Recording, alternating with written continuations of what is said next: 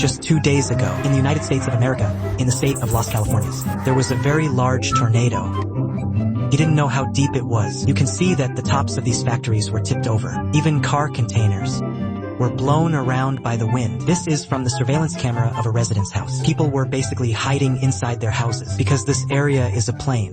The tornado was moving very fast. At first, the tornado was just a thin line. It's just a thin line. You could even see a big brother climbed up to the roof of a house to photograph the tornado. At this time, cars on the road also chose to evacuate the scene. After cleaning the pipes, they are as white as jade. If you replace it with an orange, it's slowly getting bigger, and the color has become more intense. At this time, you can't see any traces on the street. Some cars that couldn't dodge in time. They're also scared. The picture is very pure. It's all the waste from flushing toilets and washing dishes. So the lack of staff is normal. And powerful convective motion. They require atmospheric air of the atmosphere and turbulence in the winds. Some netizens have also created some tornado simulation devices. That said, the crew will also hold an axe to scare the pirates. It's better to close the doors and windows at first. They travel by plane during their vacations because even houses and trees have been uprooted, let alone an elementary school student.